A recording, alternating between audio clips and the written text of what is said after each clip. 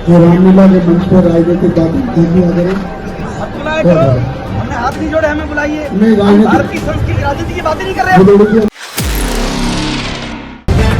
The live TV, सच सबसे आगे। दोस्तों, मैं बात हफीज हूं। अगर भारतीय जनता पार्टी के नेताओं के बारे में यह कहा जाए कि सर चढ़ के सत्ता का अहंकार बोल रहा है तो कोई बड़ी बात नहीं होगी। ये हर जगह पे अब देखने को मिलता है। लेकिन अहंकार एक ऐसे मंच पे जो त्योहार का हो, जो विजयदशमी के ऊपर जो कार्यक्रम होते हैं उसका हो, जो दशहरे के त्योहार के लिए एक आयोजन किया गया हो उसमें जो मंच लगा हो उसके ऊपर हो, तो बात बहुत बढ़ जाती है। भारतीय जनता पार्टी के एक सांसद ने जो कुछ हरकतें की हैं इसी एक आयोजन के अंदर, जिसकी हर कोई निंदा कर रहा है, उसके बारे में जानना बहुत जरूरी है आपको। और मैं आपको दिखाऊंगा, वीडियो क्लिप भी बताऊंगा और फिर रोकिएगा कि भाजपा किस तरह से क्या क्या कारनामे कर रहे हैं जिससे देश का माहौल खराब हो सके और हर एक जगह से निंदा हो रही है। शालू दुग्गल है, ट्विटर पर उन्होंने वीडियो डाला है जिसको और भी दूसरे लोगों ने डाला है। लिखा है, पश्चिम बिहार रामलीला मंच पर बीजेपी एमपी बिधूड़ी जी ने जब राजनीतिक बातें शुरू कर दी तो आयोजकों ने ऐतराज किया। इस पर बीजेपी सांसद बुरी तरह भड़क गए और मंच से ही चीखने चिल्लाने लगे। उनके साथ आए लोग जूते पहनकर स्टेज पर चढ़ गए।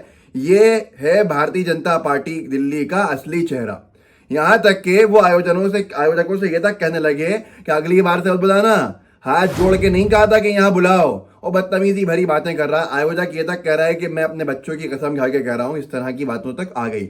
लेकिन कहीं पर भी उनको, और जब वो उतर के उनको वहां से भगाया गया है, धक्के मार के ही नहीं भगाया गया, लेकिन हरकतें जो थी और जिस तरह के हालात बन गए तो वो ऐसा ही था कि उनको मजबूर कर दिया वहां से निकलने के लिए भाजपा के सांसद जी को, उनकी बदतमीजी के बाद कि लोग भी चिल्ला चिल्ला के तालियां बजा रहे थे। मतलब लोगों को खुशी थी कि वो वहां से चले गए। बड़े बेआबरू होके तेरे कूचे से हम निकले वाला शेर आता है। ये वीडियो देखिए जिससे आपको अंदाजा होगा और समझ में आएगा कि क्या हालत है।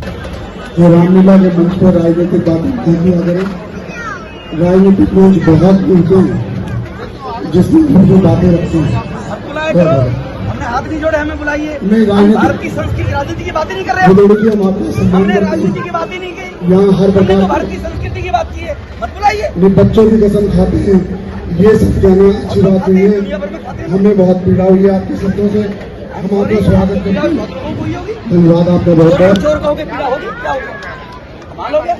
मंच पर तो ये देखा, ये हाल भारतीय जनता पार्टी के सांसदों का है। भाजपा के सांसद आए दिन कहीं किस तरह से बदतमीजी करते नजर आते हैं तो आपको वायरल वीडियोस दिख ही जाते हैं। और यही हाल अब जगह जगह पे जनता के दिमाग में बैठता जा रहा है कि भाजपा के नेता उनको कुछ समझ नहीं रहे हैं। भाजपा के कार्यकर्ता तो छोड़िए, भाजपा के कार्यकर्ताओं के भी कार्यकर्ता जो है बदतमीजी पे उतारू हैं। जगह जगह हमने देखा है कि भाजपा के सांसद, भाजपा के विधायक कभी पुलिस प्रशासन से बदतमीजी करते दिखते हैं तो कभी जनता के बीच में कुछ बुरी बात कहते हुए दिखते हैं। ये चीजें अब सामान्य सी हो गई हैं। लेकिन संज्ञान कौन लेगा? भारतीय जनता पार्टी के अध्यक्ष जी को सोचना चाहिए कि उनके सांसद क्या कुछ कर रहे हैं और उसकी निंदा उनकी पार्टी की हो रही है जगह जगह पे। आने वाले चुनाव जो हैं वो किस तरह से उसको प्रभावित करेंगे और कब तक जनता बर्दाश्त करेगी, ये भी आने वाला वक्त बताएगा। लेकिन भाजपा के कार्यकर्ता और भाजपा की विचारधारा के लोग जो कृत्य कर रहे हैं लोगों को लड़ाने का और इस तरह से भड़काने का, वो तो और निंदनीय है कि अगर नेता इस तरह के काम कर रहे हैं तो उनको देखने वाले, उनके पीछे चलने वाले कार्यकर्ता क्या कर रहे हैं जरा देख लीजिएगा। सुल्तान सरवर ने एक ट्वीट किया है और भी लोगों ने किया है। मामला झारखंड का है, वो झारखंड जहां बीजेपी किसी भी हाल में सत्ता चाहती है अपने पास लाना। जो सरकार सोरेन जी की सरकार है उसको किस तरह से कांग्रेस और जेएमएम की सरकार को गिरा दिया जाए। ध्रुवीकरण को सबसे ज्यादा अगर कहीं इस्तेमाल किया जा रहा है, प्रयोग किया जा रहा है तो वो झारखंड है। लोगों में नफरतें पैदा करना, हिंदू और मुसलमानों को लड़ाना और उसके लिए जो संभव प्रयास हो वो करना एक विचारधारा के लोगों के लिए आम बात बन गई है। सुल्तान सरवर ने लिखा है, एक वीडियो डाल के इसे अपराधी कहें, दंगाई कहें या आतंकी कहें, मेरे ख्याल से ये तीनों शब्द छोटे हैं इन बेशर्मों की करतूत के आगे। ये तीनों दंगा करवाने की नीयत से आज गिरिडीह जिला के तेलीडीह में मस्जिद के अंदर घुसकर पेशाब करते पकड़े गए हैं। इन जैसों को ऐसी कठोरतम सजा देनी चाहिए। थोड़ा सा वीडियो देख लीजिए जिसका आपको अंदाजा लग जाएगा। उसके बाद आगे चलेंगे और भी क्या क्या कारनामे किए हैं। रावण को के दहन में किनके फोटो लगा दिए बीजेपी के एक दिग्गज नेता ने, वो भी मैं आपको दिखाऊंगा। लेकिन पहले एक छोटा सा वीडियो की देखिए।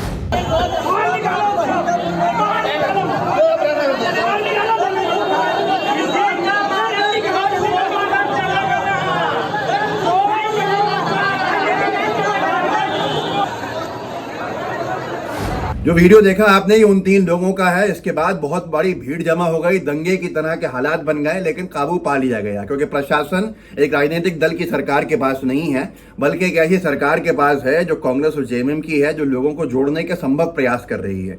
अब आगे लिखा सुल्तान सरवर ने कि इनको ऐसी सजा मिलनी चाहिए ताकि फिर कभी कोई गलती से भी इतनी हिम्मत न जुटा पाए कि इस तरह की ओछी हरकत कर समाज को आपस में लड़वाने की सोच सकें। इससे क्या होता है, इनके चेहरे खब भूल जाएंगे, लोग हिंदू और मुसलमान लड़ाइयां सामने रखेंगे, एक दूसरे के जाने दुश्मन बन जाएंगे और एक दूसरे की नफरत करने की सारी पराकाष्ठाएं जो हैं वो पीछे छोड़ देंगे, उसकी पराकाष्ठा में पहुंच जाएंगे।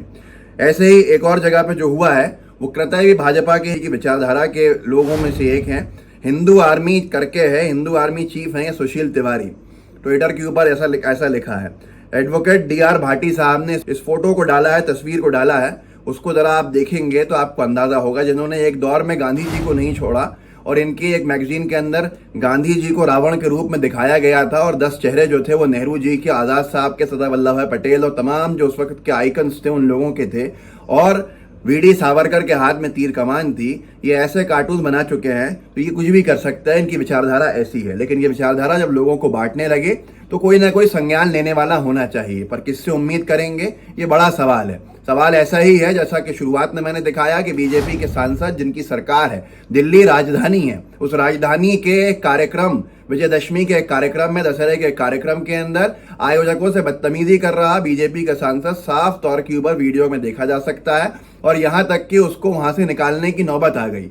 लेकिन फिर भी किसी ने कोई संज्ञान लिया क्या? बीजेपी की ही सरकार है केंद्र के अंदर और केंद्र की ही पुलिस है दिल्ली की। लेकिन आप देख सकते हैं कपिल मिश्रा साइड में खड़े होकर पुलिस कमिश्नर के धमकियां दे के बच जाता है और जिनको धमका रहा होता है वो आज 3-3 साल से जेल के अंदर बंद है। अगर ये हालात चलेंगे तो उसका अंदाजा आप लगा सकते हैं हम कहां पहुंचेंगे। क्या किया गया है वो मैं आपको दिखा देता हूं। एक पूरा का पूरा रावण के ऊपर तस्वीरें लगाई गई हैं जिसको वो तीर से मार रहा है और एडवोकेट डीआर भाटी लिखते हैं, विरोध का ये स्वरूप है कि हिंदू आर्मी चीफ सुशील तिवारी ने भीम आर्मी चीफ का रावण रूपी पतला फूकना, देश की शांति व्यवस्था को भंग करना व बहुजन समाज दलित आबादी को ललकारना है। यूपी पुलिस मामले को संज्ञान में लेकर कठोर कार्रवाई करे। एडवोकेट डीआर भाटी साहब के लिए सिर्फ भीम आर्मी चीफ जो चंद्रशेखर रावण है वो महत्वपूर्ण रहे होंगे, इसलिए उन्होंने उनका जिक्र किया है। लेकिन अगर आप उस फोटो की तस्वीर जो है उसको अगर आप और बड़ा करके देखें तो यह नफरतबाजी की इंतहा है। असद ओवैसी की तस्वीर है रावण के साइड में, चंद्रशेखर रावण के साइड में, और ऊपर लिखा हुआ है इस्लामिक आतंकवाद। इस्लामिक आतंकवाद के नीचे ओवैसी, चंद्रशेखर आजाद रावण, ममता बनर्जी की तस्वीर और भी लोग हैं, नीचे कन्हैया कुमार हैं। इन सब को तीर मार रहे हैं कौन? सुशील तिवारी। अपने आप को हिंदू धर्म का ठेकेदार मानते हैं, हिंदू मुसलमानों को लड़ाने के हर संभव प्रयास करते हैं। साइड में बोर्ड लगे हुए हैं, जमीन जनसंख्या जिहाद, जमीन जिहाद, जनसंख्या जिहाद। नफरत कहां तक आ चुकी है इसका आप अंदाजा लगा सकते हैं। लेकिन क्या किसी ने इनको गिरफ्तार किया? इसमें एक सांसद की तस्वीर है, एक मुख्यमंत्री की तस्वीर है और एक छात्र नेता की तस्वीर है। छात्र नेताओं को छोड़ दीजिए, दलित नेता को छोड़ भी दें तो 2 लोग इसमें ऐसे हैं जो संवैधानिक पद पे बैठे हुए हैं। एक देश के संसद के सदस्य है तो दूसरा एक देश के बड़े राज्य की मुख्यमंत्री है। उनका रावण दहन करना ये कहाँ का सही चीज है और कहाँ की ये लीगल है, ये अभी आप अंदाजा लगा सकते हैं। पर ऐसे लोगों को क्यों बढ़ाया जा रहा है ये अंदाजा लगाना आपके लिए बड़ा आसान होगा। खैर, इस वीडियो को आगे बढ़ाइए, लोगों को जागरूक कर सकते हैं, कीजिए, जहां तक लोगों तक पहुंचा सकते हैं। इस वीडियो के लिंक को पहुंचाइएगा, व्हाट्सएप ग्रुप में शेयर कीजिएगा, साथ में लाइव टीवी को सब्सक्राइब जरूर कीजिएगा। जय हिंद, जय भारत। द लाइव टीवी, सच सबसे आगे।